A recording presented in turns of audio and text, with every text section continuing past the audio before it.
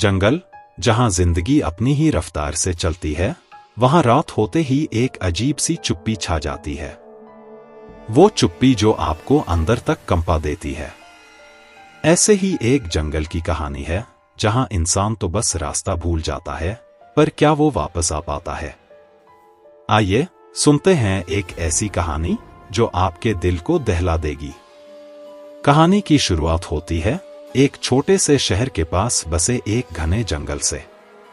इस जंगल का नाम था कालीवन। इस जंगल के बारे में कई दहशत भरी कहानियां लोगों के बीच प्रचलित थी। कहा जाता था कि जो भी इस जंगल में जाता वो कभी लौटकर वापस नहीं आता। मगर बहुत से लोग इसे महज एक अफवाह मानते थे। हमारी कहानी के नायक का नाम है राघव। राघव एक युवा और साहसी फोटोग्राफर था, जिसे हमेशा कुछ नया और रोमांचक करने का शौक था।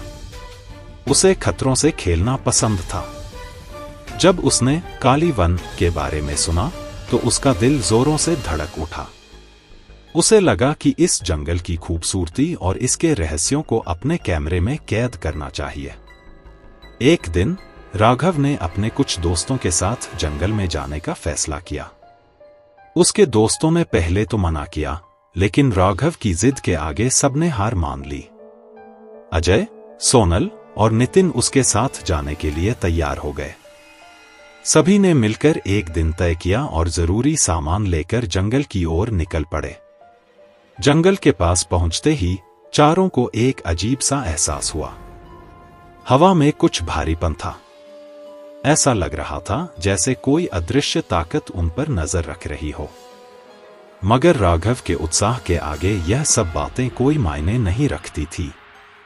उसने अपने कैमरे को तैयार किया और जंगल के अंदर घुसने का इशारा किया। शुरुआत में सब कुछ सामान्य लग रहा था। पेड़ पौधे, जीव जंतु और कहीं कहीं दूर से सुनाई देने वाली पक्षियों की आवाजें। लेकिन जैसे जैसे वे जंगल के अंदर गहरे जाने लगे, माहौल बदलने लगा। आसपास की आवाजें धीरे धीरे कम हो गईं। अब चारों तरफ सिर्फ एक अजीब सी चुप्पी छा गई थी।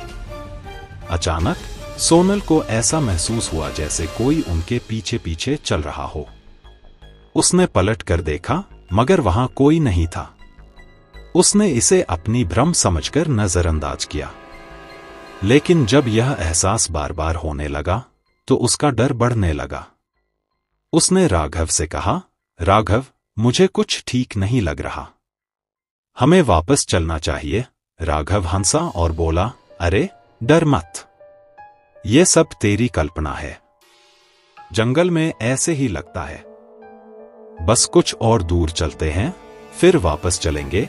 सोनल ने एक गहरी सांस ली, मगर उसका दिल तेजी से धड़क रहा था। जैसे जैसे वे जंगल के और भीतर बढ़ते गए, उन्हें एक पुरानी टूटी फूटी कुटिया दिखाई दी। कुटिया देखकर राघव का उत्साह और बढ़ गया। उसने अपने दोस्तों से कहा, देखो, यह कुटिया कितनी प्राचीन लगती है। इसे जरूर कैमरे में कैद करना चाहिए। नितिन ने कहा, यार, मुझे नहीं लगता कि हमें यहां रुकना चाहिए। यह जगह बहुत डरावनी लग रही है। लेकिन राघव ने उसकी बातों को अनसुना करते हुए कुटिया की ओर कदम बढ़ा दिए। कुटिया के पास पहुंचते ही उन्हें अंदर से कुछ आवाजें सुनाई देने लगी। ऐसा लगा जैसे कोई अंदर फुसफुसा रहा हो। चारों के दिल की धड़कनें तेज हो गईं। राघव ने दरवाजे को धकेला और अंदर चला गया। कुटिया के अंदर घुप अंधेरा था। वहां दीवारों पर अजीबोगरीब चित्र बने हुए थे। कुछ चित्र तो इतने डरावने थे कि उन्हें देखकर सोनल का चेहरा सफेद पड़ गया। तभी अचानक एक जोरदार चीख सुनाई दी। यह चीख इतनी भयानक थी कि सभी के शरीर में सिहरन दौड़ गई। सबने एक दूसरे की ओर देखा, लेकिन किसी के पास कोई जवाब नहीं था कि यह आवाज कहां से आई। अब वो सभी बहुत बड़ी मुसीबत में फंस चुके थे। यह जंगल सिर्फ एक सामान्य जंगल नहीं था। यह एक ऐसी जगह थी जहां सदियों से बुरी आत्माएं वास करती थीं। राघव ने कुटिया से बाहर निकलने का इशारा किया, लेकिन तभी कुटिया का दरवाजा अपने आप बंद हो गया। चारों ने जोर लगाया, मगर दरवाजा नहीं खुला। तभी अचानक दीवारों पर बनी तस्वीरों में से एक आकृति जिंदा हो गई। वह आकृति धीरे धीरे उनके पास आने लगी। सोनल ने डर के मारे जोर से चिल्लाया, हमें यहां से निकलना होगा, लेकिन वहां से भागने का कोई रास्ता नहीं था। अजय ने कहा, हम फंस चुके हैं, हमें कुछ समझ नहीं आ रहा। राघव ने कैमरे की लाइट चालू की और चारों तरफ देखने लगा। तभी कुटिया की एक खिड़की के पास उसे कुछ हलचल दिखाई दी। वो धीरे धीरे उस ओर बढ़ा और खिड़की से बाहर झांक कर देखा, लेकिन जो उसने देखा उससे उसकी रूह कांप गई। खिड़की के बाहर कुछ अधमरी सी आत्माएं जंगल के अंधेरे में घूम रही थी। तभी अचानक खिड़की का शीशा अपने आप टूट गया और एक भूतिया आकृति ने अंदर घुसकर सोनल को जकड़ लिया। सोनल जोर जोर से चिल्लाने लगी, लेकिन वह आकृति उसे धीरे धीरे खींचते हुए बाहर ले गई। बाकी तीनों दोस्त डर के मारे हिल भी नहीं सके। कहानी धीरे धीरे और भी भयानक होती जा रही थी। कुटिया के अंदर अब सिर्फ राघव, अजय और नितिन बचे थे। वे तीनों किसी तरह दरवाजे को तोड़ने की कोशिश करने लगे, लेकिन दरवाजा ज्यों का त्यों बंद रहा। तभी उन्हें एक और आवाज सुनाई दी। इस बार यह आवाज बहुत करीब से आ रही थी। राघव ने चारों तरफ देखा, मगर कोई नजर नहीं आया। अचानक दीवारों पर बने चित्र फिर से हिलने लगे।